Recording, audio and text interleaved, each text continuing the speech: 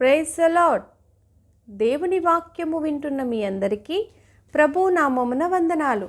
ఈరోజు చదవబోయే అధ్యాయంలో యాజకులకు అనగా అహరోనుకి, అహరోను కుమారులకు వస్త్రములు కుట్టుట, అలాగే తయారు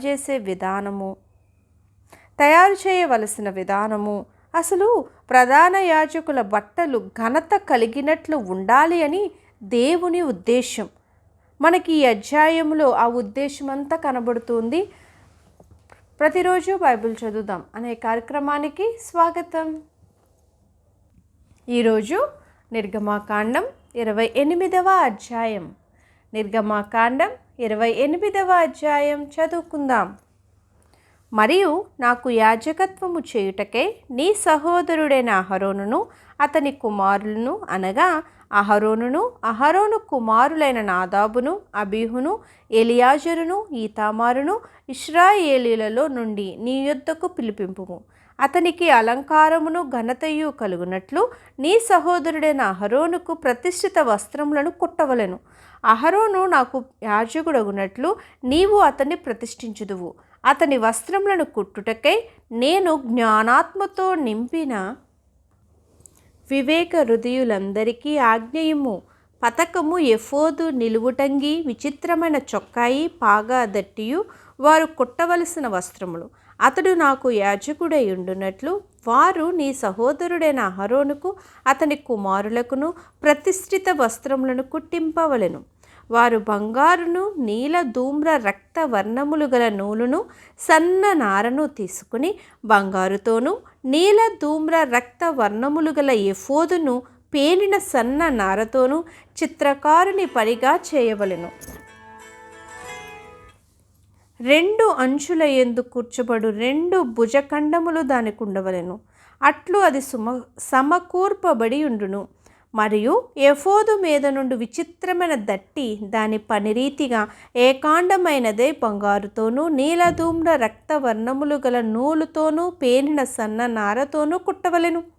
మరియు నీవు 2 లేత పచ్చలను తీసుకుని వాటి మీద ఇశ్రాయేలీల పేరులను అనగా వారి జనన క్రమము చొప్పున, 1 రత్నము మీద వారి పేర్లలో 6ను, 2వ రత్నము మీద తక్కిన 6 పేర్లను చెక్కింపవలెను.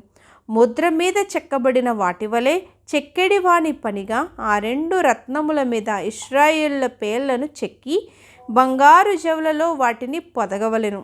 అప్పుడు ఇశ్రాయేలీలకు జ్ఞాపకార్థమైన రత్నములనుగా ఆ 2 రత్నములను ఎఫోదు భుజముల మీద ఉంచవలెను. అట్లు జ్ఞాపకము కొరకు అహరోను తన 2 భుజముల మీద యెహోవా సన్నిధిని వారి పేరులను భరించును. మరియు బంగారు జవలను, మేలిమి బంగారుతో 2 గొలుసులను చేయవలెను. సూత్రముల వలె అల్లిక పనిగా వాటిని చేసి అల్లిన గొలుసులను ఆ జవలకు తగిలింపవలెను. మరియు చిత్రకారుని పనిగా న్యాయ విధాన పతకము చేయవలెను. ఎఫోదు పని వలె దాన్ని చేయవలెను. బంగారుతోనూ, నీల, ధూమ్ర, రక్త వర్ణములు గల నూలుతోనూ, పేనిన సన్న నారతోనూ దాన్ని చేయవలెను.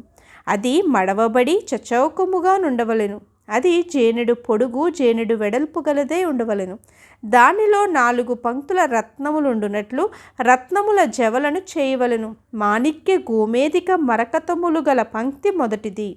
పద్మరాగ, నీల, సూర్యకాంతములు గల పంక్తి రెండవది.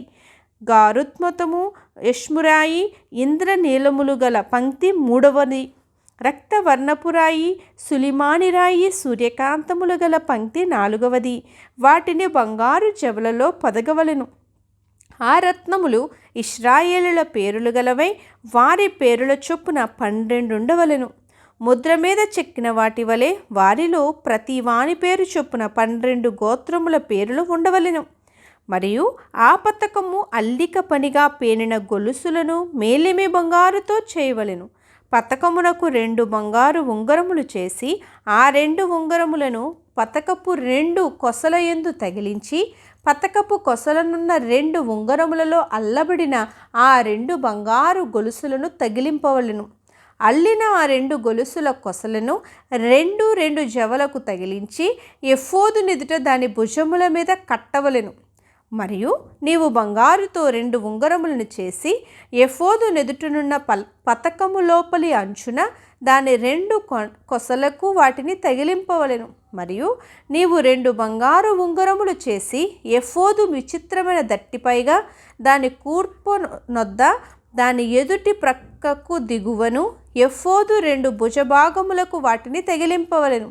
అప్పుడు పతకము ఎఫోదు విచిత్రమైన దట్టికి పైగా నుండునట్లును అది ఎఫోదు నుండి వదలకయుండునట్లును వారు దాని ఉంగరములకు ఎఫోదు ఉంగరములకు నీలి సూత్రముతో పతకము కట్టవలెను.